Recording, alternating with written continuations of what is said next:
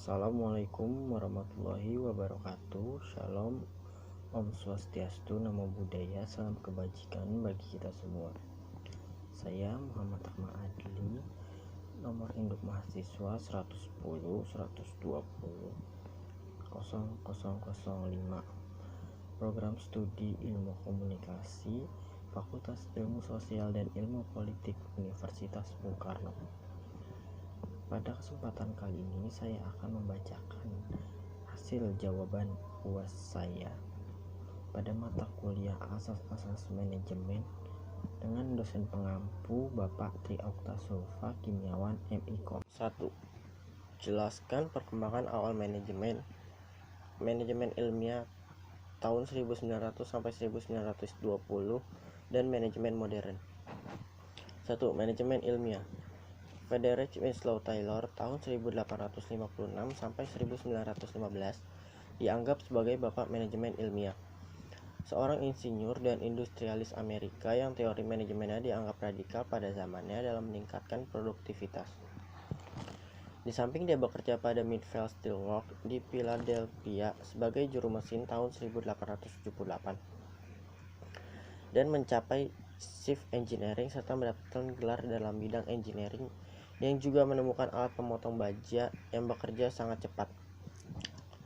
Dari pengalamannya, Taylor menyadari bahwa problem produktivitas yang sebenarnya berasal dari sikap acuh tak acuh para pekerja dan manajer. Sebagai sikap acuh tak acuh tersebut ditimbulkan karena baik para manajer maupun pekerja tidak mengetahui apa yang dinamakan kerja layak untuk setiap hari dan upah layak untuk setiap hari kerja. Menurutnya, produktivitas merupakan kunci pemecahan bagi pencapaian upah lebih tinggi dan laba lebih besar. Akhirnya Taylor mengeluarkan sebuah karya ilmiah yang berjudul The Principles of Sound Management pada tahun 1911 yang di dalamnya diungkapkan prinsip-prinsip fundamental sebagai landasan pendekatan ilmiah terhadap manajemen. Dalam manajemen, Taylor juga beranggapan bahwa para pekerja harus dipilih secara hati-hati dan cermat. Setelah itu, mereka perlu diberi pelatihan yang memadai untuk dapat bekerja sebaik mungkin. Dia memandang bahwa kepentingan para pekerja, para manajer, dan para pemilik perusahaan haruslah diselaraskan. Taylor juga memiliki pengikut yang mengembangkan teorinya, yaitu Henry L. James tahun 1887, seorang insinyur mesin yang dikenal sebagai pengembang sistem perencanaan yang dapat diawasi secara efektif.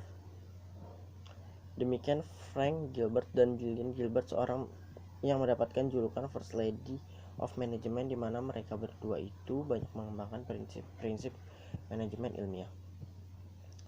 Manajemen modern. Henry Fayol, seorang industrialis berkebangsaan Prancis, merupakan bapak manajemen modern.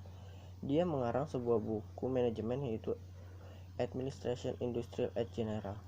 Dia mengembangkan aktivitas manajerial yang mencakup teknikal atau produksi, komersial atau membeli, menjual dan menukarkan, finansial atau mencari modal dan memanfaatkannya secara optimal, kepastian perlindungan, harta kekayaan, akunting dan manajerial atau perencanaan pengorganisasian, memimpin, mengkoordinir dan mengawasi. 2. Menurut Henry Fayol, ada 14 prinsip-prinsip umum manajemen. Sebutkan dan jelaskan. Pembagian kerja. Prinsip ini sangat penting karena adanya limit faktor, artinya adanya keterbatasan manusia dalam mengerjakan semua pekerjaannya, yaitu keterbatasan waktu, keterbatasan pengetahuan, keterbatasan kemampuan, serta keterbatasan perhatian. Keterbatasan ini mengharuskan diadakannya pembagian pekerjaannya. Tujuannya untuk memperoleh efisiensi organisasi, dan pembagian kerja berdasarkan spesialisasi sangat diperlukan, baik pada bidang teknis maupun pada bidang kepemimpinan. Asas pembagian kerja ini mutlak harus diadakan pada setiap organisasi, karena tanpa adanya pembagian berarti tidak adanya organisasi yang bekerja sama di antara anggotanya. Dengan pembagian kerja, maka daya guna dan hasil guna organisasi dapat ditingkatkan demi tercapainya tujuan. 2. Kekuasaan dan tanggung jawab. Menurut asas ini perlu adanya pembagian wewenang dan tanggung jawab antara atasan dan bawahan. Wewenang harus seimbang dengan tanggung jawab. Misalnya wewenang sebesar X, maka tanggung jawab pun sebesar X. Wewenang atau authority menimbulkan hak, sedangkan tanggung jawab menimbulkan kewajiban. Hak dan kewajiban menyebabkan adanya interaksi ataupun komunikasi antara atasan dan bawahan. 3. Disiplin. Menurut asas ini, hendaknya semua perjanjian peraturan yang telah ditetapkan dan perintah atasan harus dihormati, dipatuhi, serta dilaksanakan sepenuhnya. 5. Kesatuan perintah. Menurut asas ini, hendaknya setiap bawahan hanya menerima perintah dari seorang atasan dan bertanggung jawab hanya kepada seorang atasan pula. Tetapi seorang atasan dapat memberi perintah kepada beberapa orang bawahan. Asas kesatuan perintah ini perlu, karena jika seorang bawahan diperintah oleh beberapa orang atasan, maka ia akan bingung.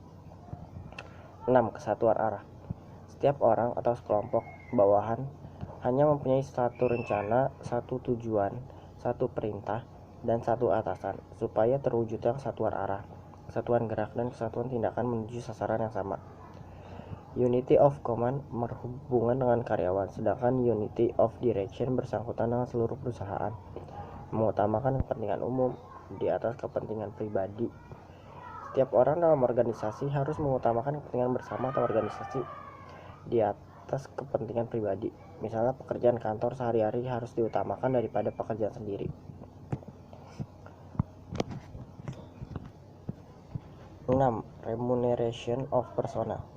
Menurut asas ini, hendaknya gaji dan jaminan sosial harus adil, wajar, dan seimbang dengan kebutuhan, sehingga memberikan kepuasan yang maksimal bagi karyawan maupun majikan.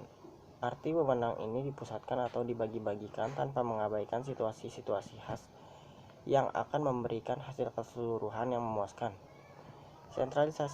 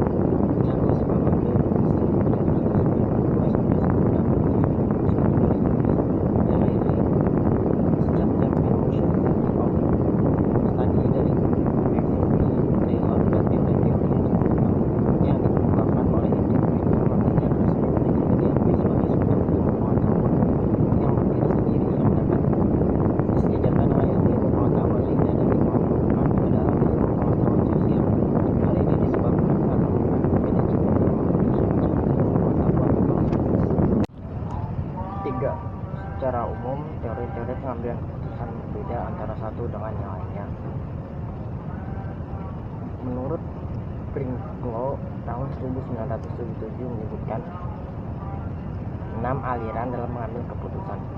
Sebutkan dan jelaskan. Aliran A. Aliran birokratik. Teori ini memberikan tekanan yang cukup besar pada arus dan jalannya pekerjaan dalam struktur organisasi. Tugas dari eselon bawah ialah melaporkan masalah, memberi informasi, menyiapkan fakta-fakta dan keterangan-keterangan lainnya kepada atasannya.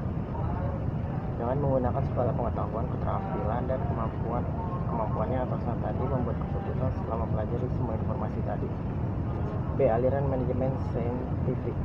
Teori ini menekankan pada pandangan bahwa tugas-tugas itu dapat dijabarkan ke dalam elemen-elemen logis yang dapat digambarkan secara saintifik, sementara manajemen sendiri memiliki kemampuan untuk menganalisis dan menyelesaikan suatu masalah.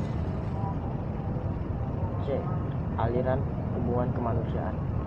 Teori ini menganggap bahwa organisasi dapat berbuat lebih baik daripada lebih banyak perhatian diberikan kepada manusia dalam organisasi itu, seperti yang menimbulkan kepuasan kerja, peran serta dalam pengambil keputusan, memberlakukan organisasi sebagai suatu kelompok sosial mempunyai tujuan.